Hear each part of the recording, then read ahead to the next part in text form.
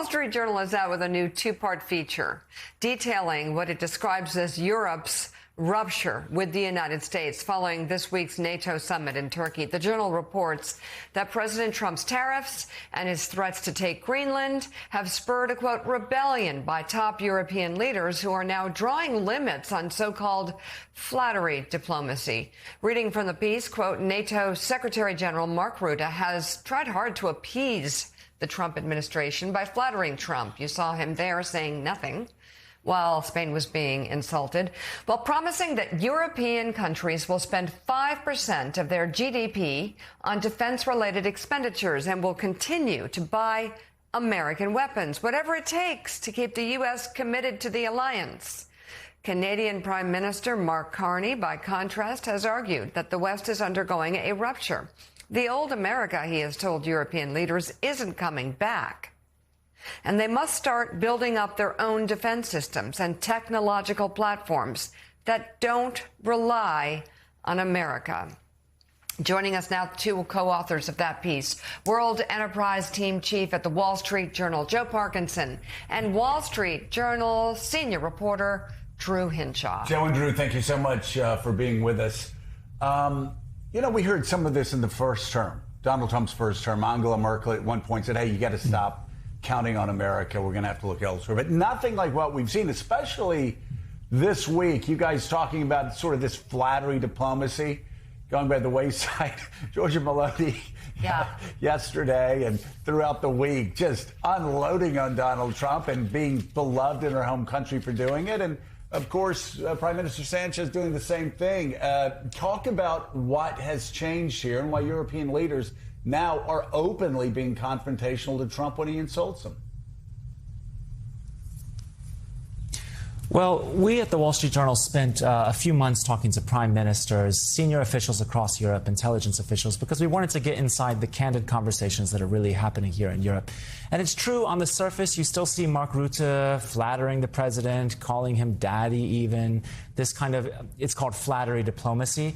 That's to keep Trump engaged in NATO. Under the surface, European governments, especially after Greenland, are starting to think that the U.S. might be evolving here from just an ally that's a bit unpredictable to one that is potentially becoming, on some issues, hostile, even a threat. And so they're reassessing their relationship. They're speaking extremely with a lot of mistrust. There's a lot of mistrust in this relationship. And they are re-engineering the world's most powerful military alliance to be less overly dependent on a single country, the United States. And you mentioned just before the segment that Trump had casually sort of resurrected the idea of taking Greenland, and it really was Greenland that was the moment, the threshold moment, I think, that created a crisis between the allies. That President Macron, in one of these meetings that we've managed to get access to, said there is no going back. In that meeting where the European leaders all met without phones, they met without a written record, without a recording of the meeting so they could speak frankly, said to each other that they can no longer tolerate this, said to each other that the Belgian Prime Minister said, if this continues, it'll be like we are America's miserable slave. They spoke for 5 hours. They called it a therapy session. And so while that is just one meeting, it represents this threshold moment. And I think what you're seeing is this very clear duopoly, if you like, between the public comments at NATO, where we still see the flattery and we still see the bonhomie, and what's happening in private, where the Europeans have decided that they need to make a plan to be less reliant on the United States. Drew, that is an extraordinary scene that you all describe. You have European leaders in what they call the space egg, the safe space at the European Council, where they can speak candidly. And you have Macron, as you said, there's no going back. We have to draw a line here with Greenland. And interesting that the president just a couple of days ago is talking again about the United States needing control of Greenland strategically. So, Drew, I guess the question is, there's a lot of talk, there's a lot of therapy sessions behind the scenes. How is this rupture, as Carney called it, manifesting itself in policy, economic, defense, and otherwise? Yeah. Well, Europe is spending hundreds of billions of euros, hundreds of billions of dollars to create their own defense technology platforms that are outside America's control. Let me give you an example. Some of European governments, when they talk to each other, their most sensitive conversations right now, as I speak to you, go through Elon Musk's satellites. The weapon systems being used in Ukraine, European weapon systems, they rely on Starlink connections. And governments they're putting their own satellites in space. Europe is putting hundreds of satellites in space specifically so that they can have conversations that don't go through Elon Musk's systems, and so that their weapon systems, for example, aren't reliant on where Elon Musk comes down. And he's been very helpful in Ukraine, but they don't want to build an alliance dependent on one person. France has ordered 2.5 million civil servants to stop using Microsoft Office, to stop using Microsoft Teams, and to start using French or European software. Governments from Germany, the Netherlands, Belgium, France again, they are creating their own messaging platform so that government officials don't they don't do official business over apps like WhatsApp, which is owned by Facebook's Meta.